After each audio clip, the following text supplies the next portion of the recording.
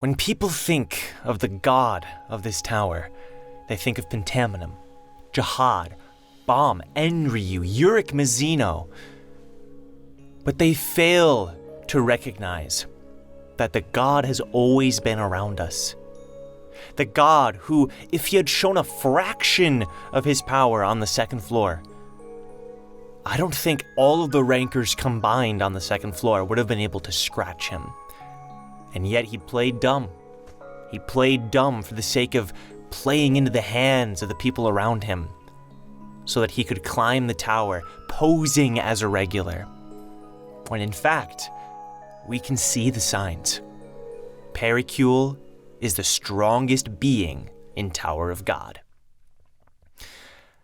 This is gonna be a serious video, despite the intro. We're breaking down Paracule. It's not a Paracule lore video because it's freaking, come on. But we're gonna actually examine how strong is Paracule, like legit. I'm not gonna be making any more jokes.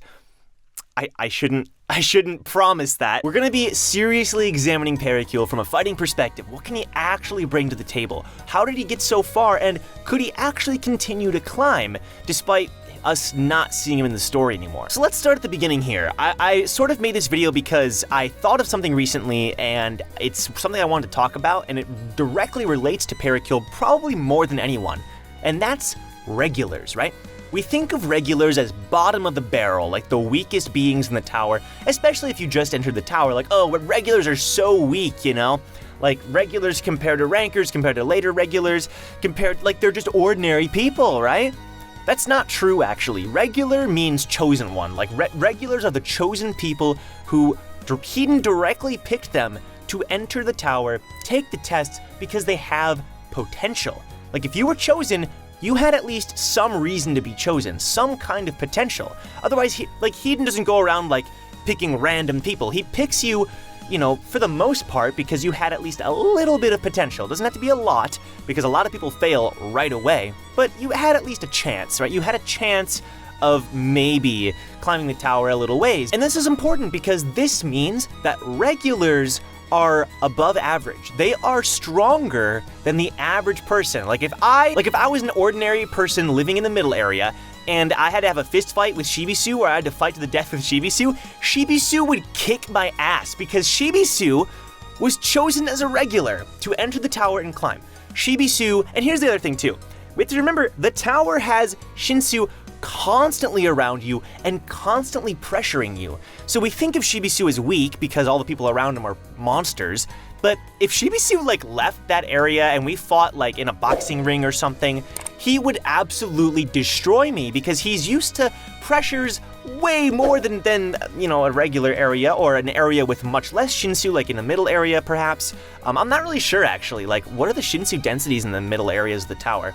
It probably depends a lot. But anyway, what I'm saying here is that these regulars are put into these scenarios where everything is different than what we're used to, and yet we think of them as being weak, when really, like, those scenarios actually make them stronger. So that's the main thing. Just the fact that Paracule is a regular says a lot, and the fact that he was able to go through the Shinsu barrier and go up to the 20th floor despite the Shinsu density increasing, you know, the 25th floor actually for the workshop battle, or the 30th floor. I don't know what I'm thinking. The 30th floor, like he was able to make it to at least the 30th floor. We don't know what happened to him after that because we never see him again, but the Shinsu density there is it's a lot more than the second floor. It's a lot more than no Shinsu density at all, you know? So it's definitely worth pointing out. And Paracule was chosen as a Spearbearer, obviously, and I want to point this out because despite the fact that we don't really see him throw a spear, he is one of the 4 people who passes the Spearbearer test, alongside Rack, Ghost, and Amigo Chaz. So Paracule had at least some skill with the spear, right? He had to have had some skill, and he was able to beat out Murch. And this is an interesting point because Murch, we barely saw Murch do anything as well, but the two of them were both like, you know, whatever. They were both traitors during the hide and seek test. They both were just kind of joke characters. However, the thing that Paracule, I believe, had above Murch is the fact that Paracule is at least a little bit charismatic to certain people. Because you might be like, what do you mean? Paracule charismatic?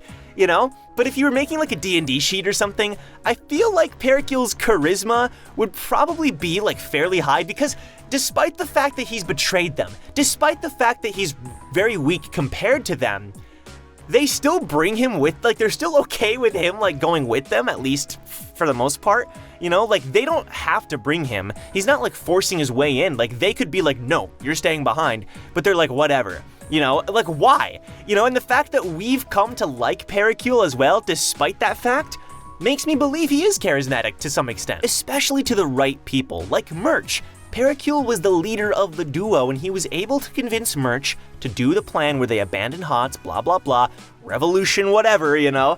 And I feel like that leadership sort of aura that he has, he was always the talker, he was the one making the decisions. I feel like that is what might have put him above Murch.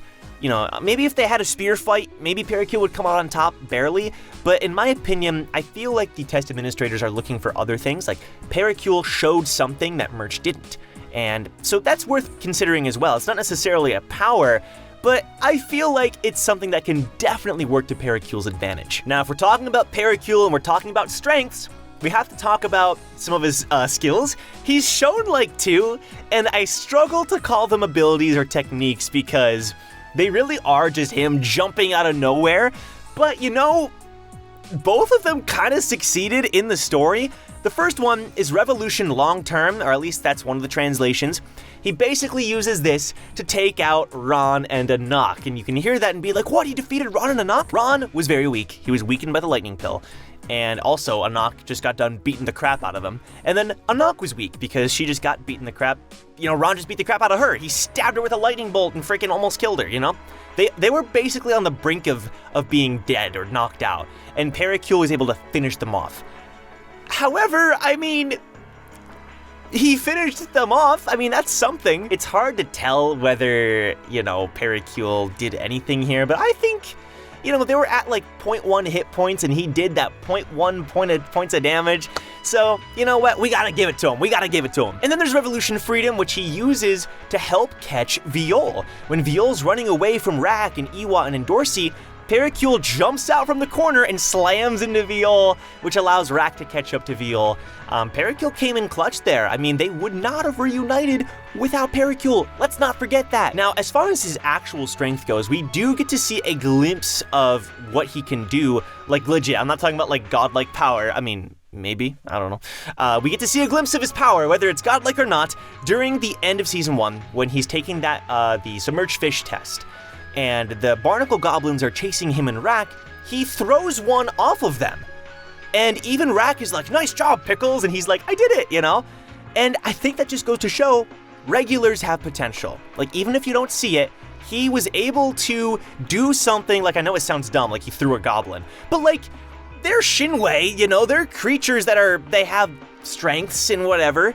So the fact that he was able to whip one off, like, almost like it was nothing, through his fury, he was so angry and so scared that he was able to unlock a little bit of that potential, and I think we got to acknowledge that. The last point I will make is that we do get to see another member of Paracule's family, or someone related to him later on during the last station, Pinnacle. And he's a guy who talks about revolution just like Paracule, but he's like more scarred up and looks a little older. And there's theories that this is Paracule, but it's clearly not. It's just an homage to Paracule, you know, and his name is Pinnacle. It's meant to be someone who's related to him and sort of just some kind of joke character who references him. However, despite the jokes, Pinnacle is a C-rank regular working for Jihad, or maybe not directly working for Jihad, but a bunch of regulars were hired by the Jihad army and the Jihad Empire to help fight the regulars, because typically rankers can't interfere in regulars' affairs. So, you know, it shows you that someone who's related to Paracule has the potential to become a C-rank regular. And that's, you know, the 49th floor, I believe? It's up there, you know. Is it 49th? 44th floor. I don't know why I was thinking 49th. Which is a decent ways up the tower, you know, and it shows you that someone at least related to him could do that, and I feel like the Paracule family has that potential to be some decently strong regulars in the right circumstances. But that's all I got. I'm sure there's maybe one panel I missed where Paracule does something, but I feel like that is everything. Like, he doesn't show up that much. So let me know what you guys think. Do you think Paracule has potential? Do you think he could be the god of the tower in disguise? I don't know. Paracule seems like he has potential. Maybe he really is Pentaminum in disguise. That'd be a pretty big bombshell. Do you think he's gonna show up again? This is an important question. Is Paracule going to show up again in Tower of God?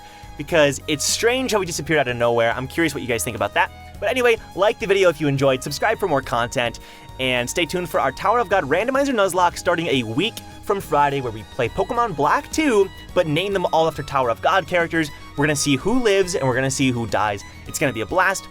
Patrons, thank you so much for your support, as always. If you wanna support me on Patreon, the link is down below. And with that, I'll see you guys in my next Tower of God discussion video. Take care.